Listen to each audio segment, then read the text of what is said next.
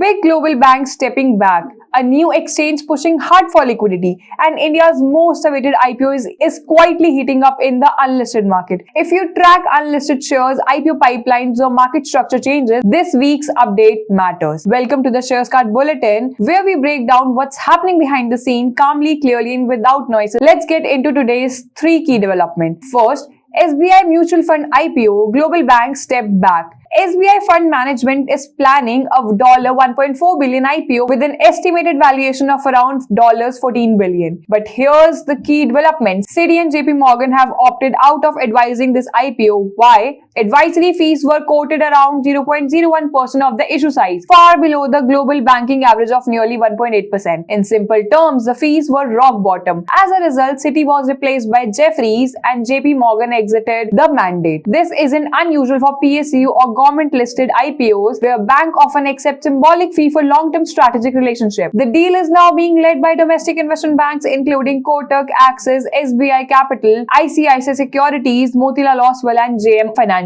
Indian investment banks continue to dominate large domestic listing, especially in the PSU-backed deals. Second news, MSE's Liquidity Enhancement Scheme. The Metropolitan Stock Exchange has launched a Liquidity Enhancement Scheme, or LES, aligned with SEBI's December 2024 guidelines. The scheme covers 130 actively traded stocks and will automatically include future main board IPOs. Key features about it: minimum 2 market makers per stock, continuous buy-sell quotes across 5 price levels, target bid-ask spread as low as 5 basis points at the top level. Market makers are incentivized through a performance-based payout, while non-compliance attract penalties. Why this matter? Better liquidity means lower costs, smoother execution, and more reliable prices for investors. Third news, NSE unlisted shares rally on IPO visibility. Finally, NSE, the most closely watched name in the unlisted market. NSE's unlisted shares have moved up in the recent trades. What's driving the move? Expected SEBI no objection certificate within January, clearance to begin IPO prospectus preparations, progress towards resolving the long-standing SEBI-NSE regulatory dispute. NSE has proposed a $160 million settlement, and SEBI leadership has publicly indicated timeliness. Remember, NSE is India's largest exchange and world's biggest derivative exchange.